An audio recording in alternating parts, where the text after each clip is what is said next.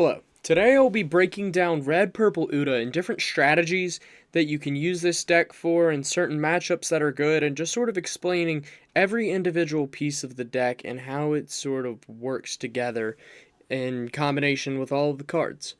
So we're going to start with what I believe are the main centerpieces of the deck, which will be the leader ability and the film type cards. So I'm just going to break down the leader ability first.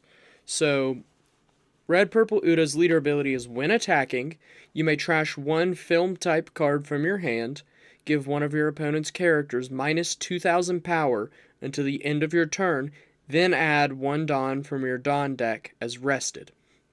I think the main takeaway from this is the ramping the Dawn. So adding one Dawn from your Dawn deck is rested. That's where I find the main use. But giving your opponents minus power is also very nice in combination with other cards because it allows you to move bigger bodies off the board for basically no cost. You don't have to spend any Dawns to do this.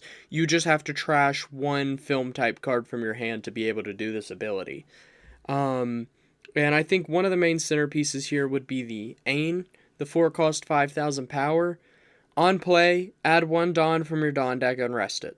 It's a simple ability. There's other cards that are able to actually ramp Dawns a little more efficiently than Ain, but I think the best thing that it does is the fact that it's a film type card.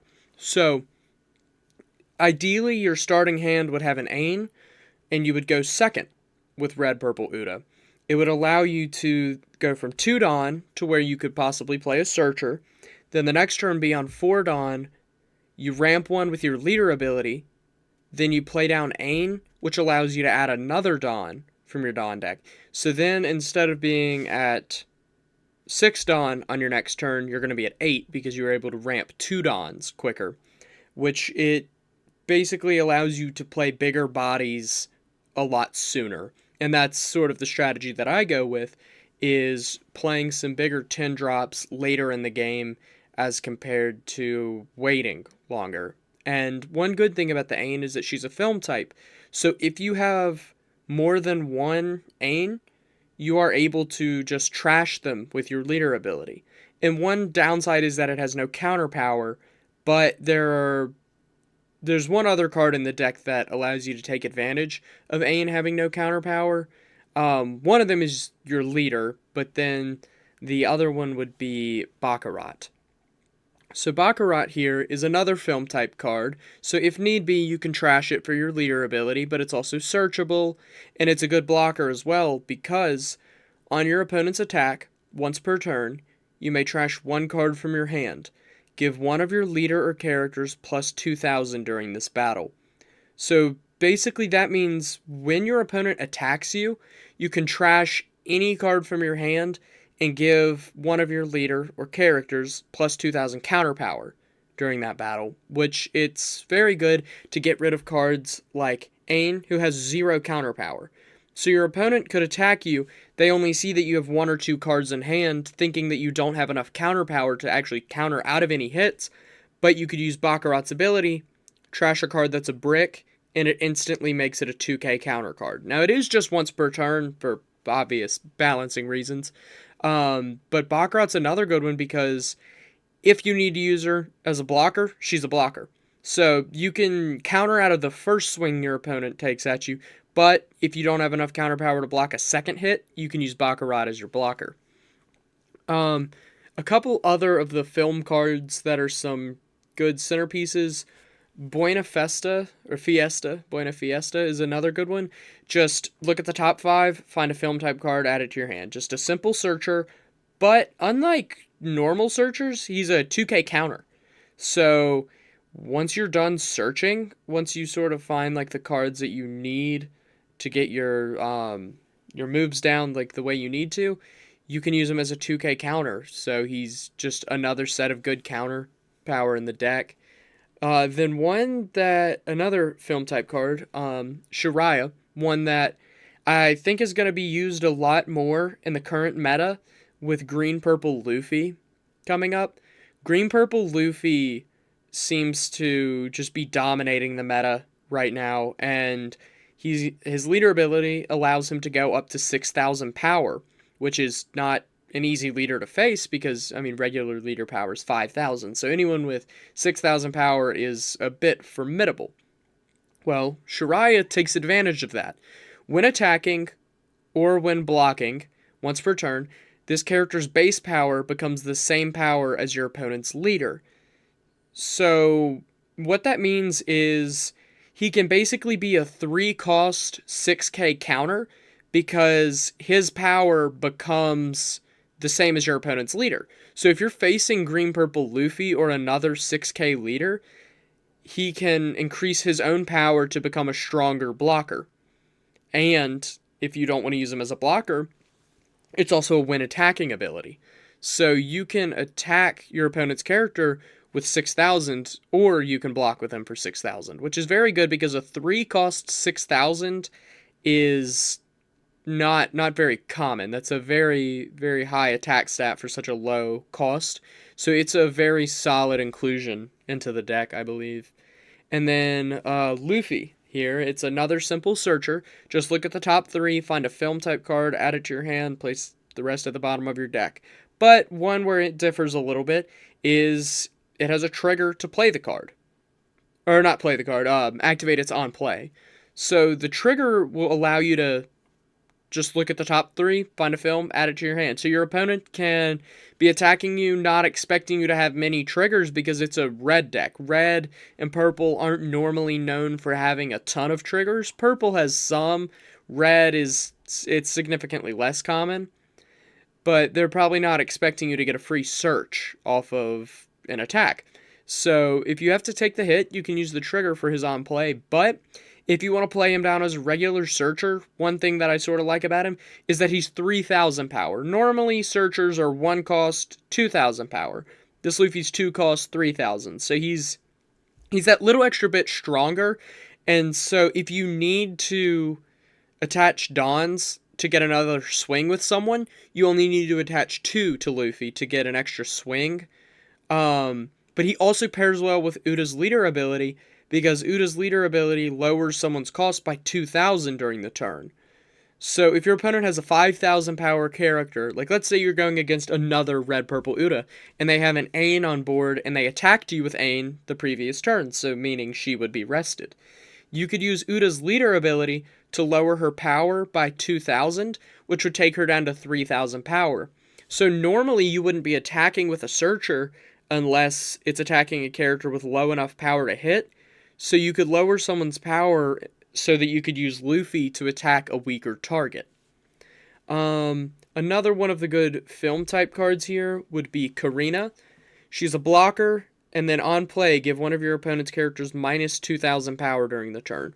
That's a very, very good card, simply because there is a lot of power reduction in this deck.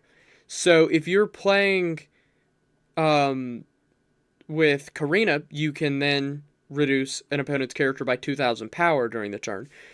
But you can also use Uda's leader ability to decrease someone's power by another 2,000. So if you play both of the, or if you attack with Uda and use her leader ability as well as play Karina down, you can decrease someone's power by 4,000 in one turn. And then with other cards, you can decrease it by even larger amounts. It's a very good card in combination with other cards in the deck. Saga is an interesting one. Dawn times 1 when attacking. This character gains plus 1,000 until the start of your next turn. Then at the end of this turn, trash one of your film type characters. I am honestly not a big fan of his when attacking ability. He is primarily in this deck, though, because he is a 2k counter. He is a film type and a 2k counter, so he's counter power if you need it, but if you don't have another target for Uda's leader ability, you can just trash him for Uda's leader ability. Another card in a very similar vein would be Beppo. Dawn times 1, when attacking, KO one of your opponent's characters with 3,000 power or less. Now, that's not a useless ability at all. Beppo is primarily in here because he's a 2k counter, but if you have him in combination with people like Karina or Uda's leader ability, decreasing people's power to the point where they get down to 3,000 power or less. Just attacking with him, being able to KO a character for free, essentially, is very nice. It's a very solid ability. And that wraps up the film type cards in the deck, I believe, except for one, actually. The Film Shanks. 10 cost card. So basically, with this deck, you want to try to get to 10 Dons as quick as possible so that you can play down bodies like Shanks. His on play is KO one of your opponent's characters with 10,000 power or less, meaning he can be used to kill any character, whether or not they are active or rested, as long as they have 10,000 power or less. Now, one thing that makes this card very good is, again, Uda's leader ability. There's a lot of emphasis on the leader ability, understandably so. But if you attack with Uda first, you can decrease one of your opponent's characters by 2,000 power, then play Shanks. KO someone with 10,000 power or less. So you can essentially kill another 10 cost, 12,000 power character. So for example, if your opponent had this 10 cost Shanks on board, he is 12,000 power total. You could use Uda's leader ability to lower his power by 2,000. Then you could use this Shanks, you play him down, then you could kill your opponent's 12,000 power person because you would lower them down to 10,000, then play Shanks, which allows you to kill a 10,000 power or less. He's a very good card. Another card that has no counter power, which he's a 10 cost. To my knowledge, I don't believe there's any 10 costs that have counter power, but he's a very good one simply because he's film type. If you have too many of him in hand, like if you have 2 or 3 of him in hand, you know you're not going to be able to play down that many in one game. You can trash them with the leader ability because he's a film type. And that's one important distinction, is there are non-film type cards added into the deck as well. You just have to make sure that you are trashing a film type and not trashing another type of card, otherwise the leader ability does not work. Some other good ones here are Ben Beckman. He's a very, very big point in this deck. Trash one of your opponent's characters with 6,000 power or less. It's a simple ability, but trashing is, in my opinion, infinitely better than KOing. Because if you trash an opponent's character, it doesn't trigger certain effects. So certain characters have abilities that when they are KO'd, something happens. Trashing them negates it, essentially, because it's not considered KOing a character if they are trashed. So you can sort of circumvent certain effects with Ben Beckman, but also you can lower people's power with Uda. You can lower people's power with Karina.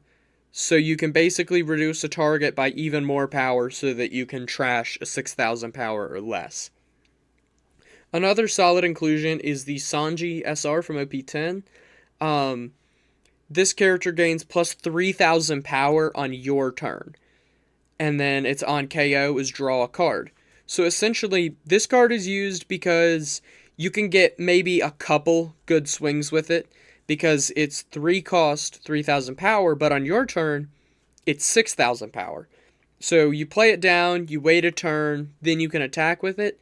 You can be swinging 6,000 for very cheap, but the only downside is that it's very weak on your opponent's turn, so it's a very free target for your opponent.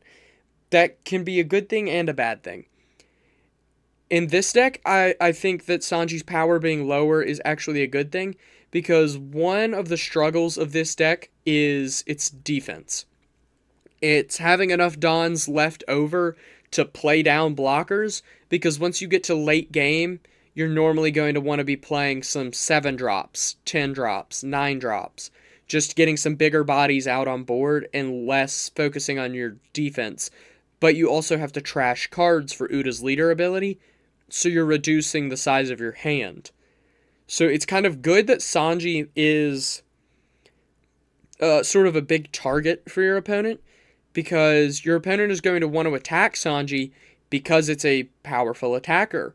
But when Sanji is killed, you get to draw a card, which is another benefit. So if it is killed, it's basically taking away one swing that would be at your leader, but you also get to draw a card when it's killed, so you get a little bit of a benefit from it.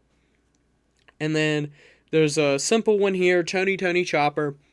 4 cost 4,000 power. He's a blocker. On your opponent's turn, he gains plus 2,000 power. So he's a 2k counter. So you can just, if you need to counter out of a hit and you don't see you using him, you can just easily throw a 2k out of there and counter out of some bigger swings. But he is also a solid blocker because he's 6,000 power on your opponent's turn, which is when you would be blocking attacks. So if your opponent is attacking you for, let's say, 5,000 power at your leader, you could rest Chopper using his blocker ability, which makes him the target of the attack. You could rest Chopper, and he is 6,000 power, so he's higher than your opponent's 5,000 swing, meaning the attack would just miss entirely. Chopper would stay rested, he would not die, because the 5,000 swing would not hit him because he's 6,000 power on your opponent's turn. And then a couple other interesting ones are Divine Departure here. I like it because of the dual utility for it, because you are able to tap 1 to play it and then rest 5 Dons. You can KO one of your opponent's characters with 8,000 power or less. KOing an 8,000 power for 6 Don isn't anything insane. There's other cards that are able to do it, but I like Divine Departure because of its dual use. You can use it as a counter card, or you can use it on your turn to KO a character with 8,000 power or less. And again, you can play down other cards like Karina, or use the leader ability to lower someone's power to make them even lower to use Divine Departure effectively. But you can also play cards like Charlotte Linlin, where some newer players are more hesitant to use the Charlotte Linlin because you get to add one of your opponent's characters to their life. So you Don -1, trash 1 card from your hand. Add 1 card from the top of your deck to the top of your life. Then place up to one of your opponent's characters with a cost of 6 or less to the top or bottom of the owner's life cards face up. So, one reason why this ability is so good, it's because you're able to get a free life, basically. You play it down, you put a Don back, trash a card from your hand, you get a life card. But the only downside is your opponent also gains a life. But it's also an upside, because it's removing one of your opponent's characters from the board with a cost of 6 or less and adding it to their life. So it's removing a character that can be attacking you, or it's a blocker. Basically something that is going to inhibit you from winning. You can add it to your opponent's life. So that can be a bad thing and a good thing. Your opponent is getting more life, so it is harder to kill your opponent, but it is removing one of your opponent's cards, and essentially they wasted 6 Dons to play down that character, or, well, 6 or less. So it's a very good card at removing some bodies off of the board, as well as giving you life so that you can survive into later turns a little bit easier. Then one of the final 2 cards here would be this 7 cost 7,000 power Sanji. His on play, you may return 1 or more Don cards to your Don deck. Then this character gains Rush for this turn and rest one of your opponent's characters with a cost of 6 or less. I really like this Sanji because he's, 1, a Rush card, so attacking on the turn in which he is played, which is always great. But he also allows you to rest a character with a cost of 6 or less, which can be very, very advantageous, especially with Uda's leader ability. Again, it's the center point of the deck is lowering power and ramping Dons. So you can lower someone's power by 2,000 with Uda's leader ability, then you play down Sanji, he has Rush, and you can rest a character with 6,000 power or less. So you could rest either a blocker, meaning your opponent could not activate that blocker against you, or you could rest a character that you want to attack, so that you are able to then kill that character before your opponent gets the chance to use it against you. It's another very strong card, and the final card I will be going over is one that is used in basically every single red deck. It's just like the poster boy for 10 cost cards in red decks. It will be this Shanks. There's two different Shanks in the deck. They are very, very different from each other, so it's important to know the difference. This Shanks, all of your opponent's characters have minus 1000 power. This is as long as he is alive. So it means on your turn, on their turn, it doesn't matter. It's not an on play. It doesn't activate on anyone's turn other than the turn he has played down, and it lasts until he is dead. So as long as this Shanks is on board, all of your opponent's characters have minus 1000 power. Again, it's another power minusing card, so you could play Shanks down one turn, then the next turn you could then play into this Shanks so that you can KO a larger body. So one of the biggest strategies that I like to use with this deck is just throwing down 10 drops like they're nothing. It's just, once you get to 10 Dons, just start throwing them down. I normally start with this Shanks so that I can lower power, and then go into this Shanks to remove some bigger bodies. So, if you and your opponent are going back and forth between playing 10 costs every turn, which normally that's not what happens, but I have had plenty of matches where that has happened, you can basically use the different Shanks to just KO your opponent's characters as soon as they're playing them down. Like, they're playing them down, then they're switching to your turn, and you're just able to KO their characters, and they're not able to do hardly anything against you, and you're slowly just wearing down their resources so that you can get some good hits on them. And one combination that I like to do with this Shanks that can be used to take down currently the strongest card in the game. It's Gol D. Roger. He is 13,000 power. He is currently the highest power card in the game. You can play down Shanks on one turn to give him minus 1000 power permanently. Then the next turn, he will be at 12,000 power because of Shanks' ability. You can use Uta's leader ability. So you attack with her, then you trash a film type card from your hand. Give him minus 2,000. So he's already down to 12. You take him down another 2. That can take him down to 10,000. You can then play down the 10 cost Shanks, which will put him in the 10,000 power range, so you can knock him out. So with certain combinations in this deck, you are able to just remove the strongest cards in the game with the proper setup. Now, one of this deck's biggest weakness is its defense. That is where I see it struggling the most, is defending yourself, but if you are able to remove characters at an efficient rate and ramp Dons at a good pace, I think you are able to just remove bodies off of the field relatively quickly to the point where defense is still important, yes, but it's less of a problem in most other decks. Like, most other decks have a larger problem having to defend hits because there's so many other characters that are attacking. I think this deck is pretty good at removing bodies to basically prevent larger swings at your leader. And it does have some pretty good matchups in the meta. It does also have some pretty bad matchups in the meta. Where this deck sort of suffers the most is decks that swarm the board. So you're going to have people like Bello Betty, Zoro, Shanks, Dofi, Green Purple Luffy, Ploofy. Those are some really strong decks that it does not go very well against, simply because they just put bodies down so quick, there's not a ton you can do. But some decks that are in the meta that it is good against are, I would say it's pretty good against Usopp, Bonnie. It's not great against Blackbeard, but it can do pretty decent against Blackbeard depending on how often he uses his leader ability for canceling out on plays. But it can do decent against Shanks sometimes.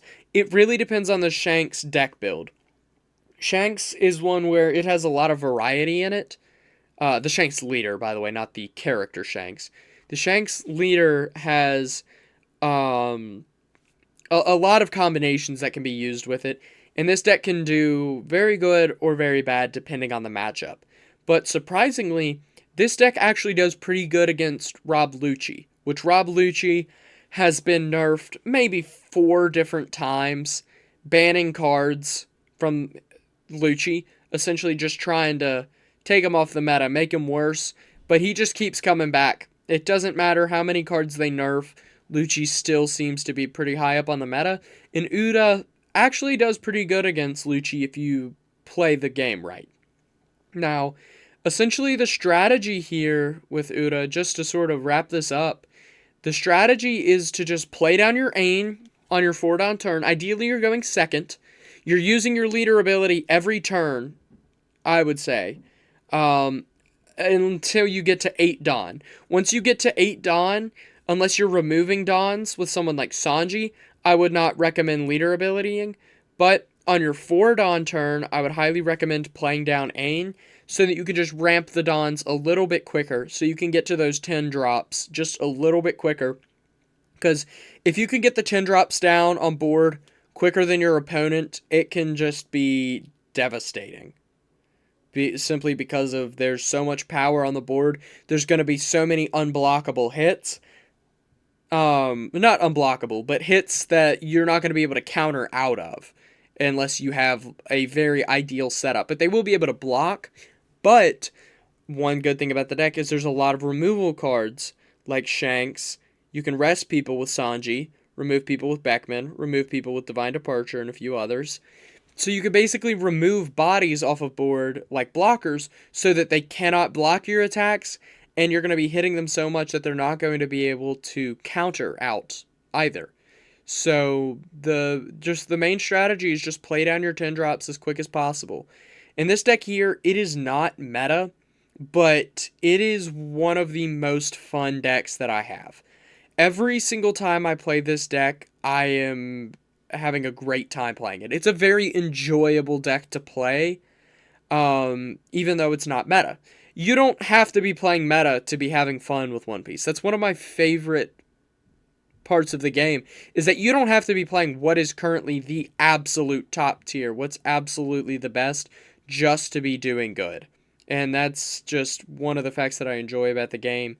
And I think that actually wraps up going over Red Purple Uda. See ya.